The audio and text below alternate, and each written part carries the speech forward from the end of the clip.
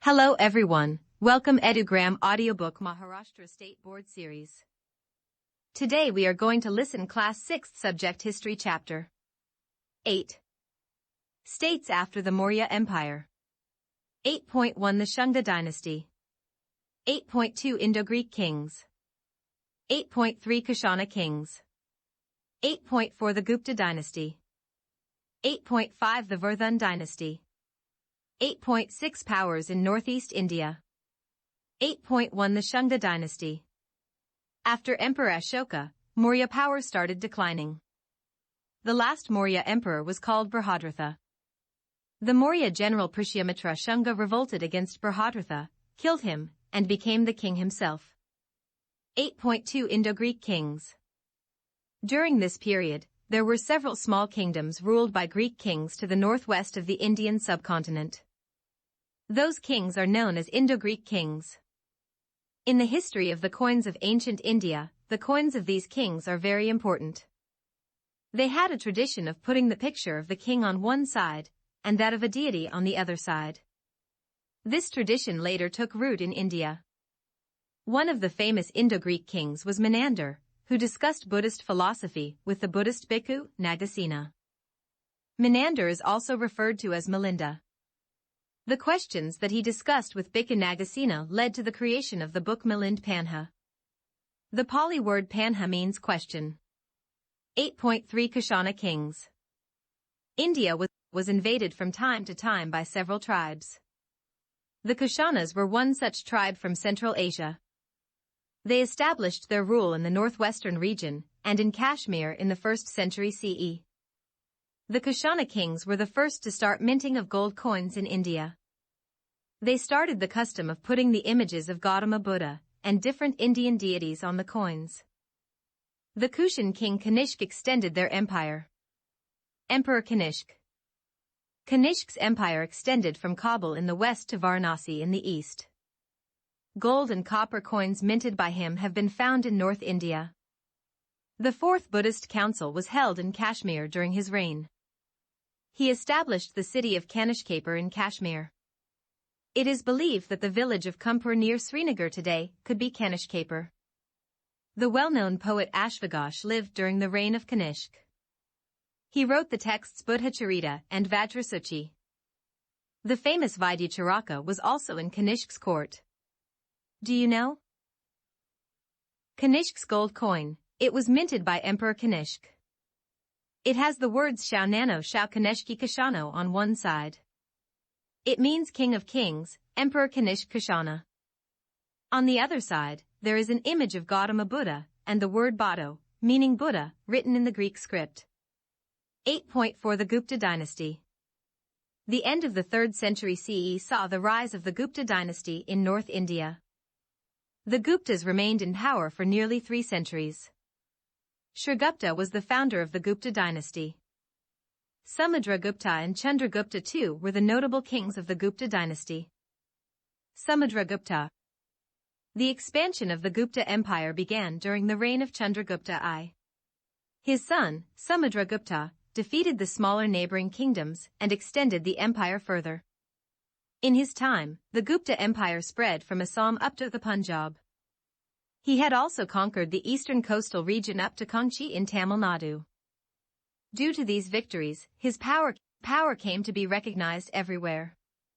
As a result, kings on the northwestern frontiers as well as those in Sri Lanka made treaties of friendship with him.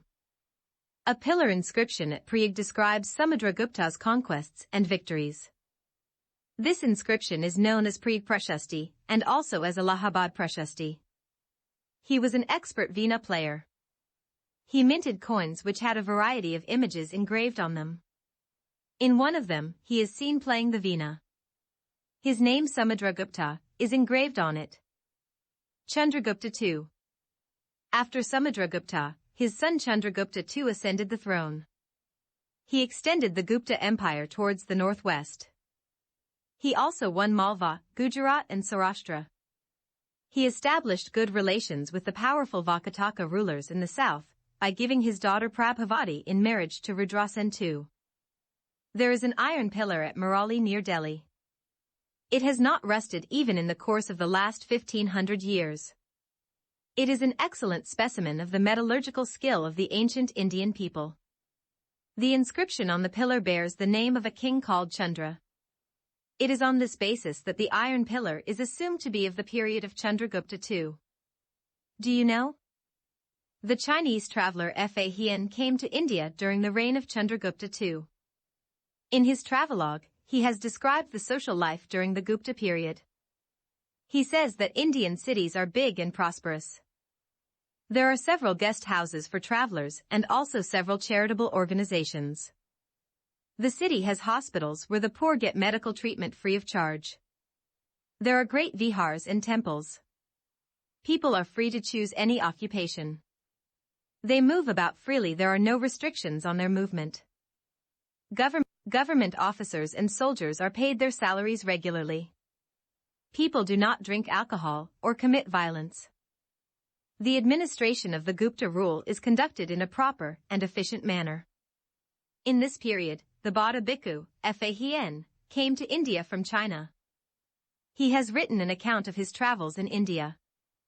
From his writings, we learn about the efficient administration of the Gupta emperors. 8.5 The Vardhan dynasty. With the decline of the Gupta power, many states emerged in North India.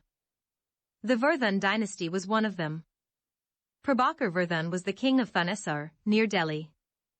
The Vardhan dynasty was founded by him. His son, Harshavardhan, expanded the Vardhan Empire up to Nepal in the north, up to the river Narmada in the south, Assam in the east and Gujarat in the west. He had cordial relations with Raja Bhaskarvarman of Kamrup, i.e., ancient Assam. He had also established friendly relations with the Emperor of China, and even sent his ambassador to the Chinese court. The capital of Harshavardhan's empire was Kannauj. Trade flourished during his reign. He spent a large portion of his revenue for the welfare of the people. Every 5 years, he would distribute all his wealth amongst the people. The court poet Banabhatta wrote Harshakarita, a biography of Emperor Harshavardhan. This text provides information on the life and achievements of Harshavardhan. Harshavardhan had become a follower of Buddhism, but gave generous patronage to other religions too. He wrote 3 Sanskrit plays Ratnavali, Naganand and Priyadarshika. The Buddhist bhikkhu, Yuan Chuang had come to India from China during his regime. He traveled to all parts of India. He stayed at the Nalanda University for 2 years. On returning to his homeland, he translated many Buddhist manuscripts into Chinese. Do you know? Yuan Chuang traveled all over India. He has words of praise for the people of Maharashtra. He writes, "The people of Maharashtra are a proud people. They never forget a favor done to them, but they do not spare anyone who insults them. They will help another in distress without a care even for their own life.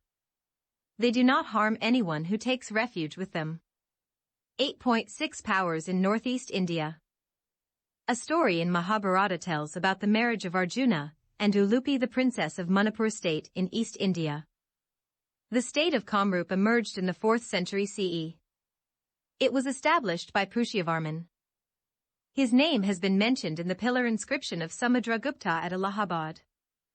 Many inscriptions of the Kamrup kings are available.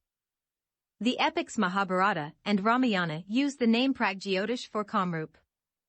The capital of that state was Pragjyotishpur. Today, we know it as the city of Guwahati in Assam.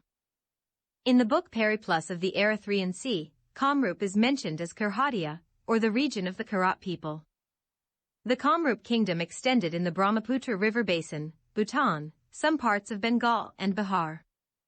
During the reign of King Bhaskarvarman, Yuan Chuang had visited Kamrup.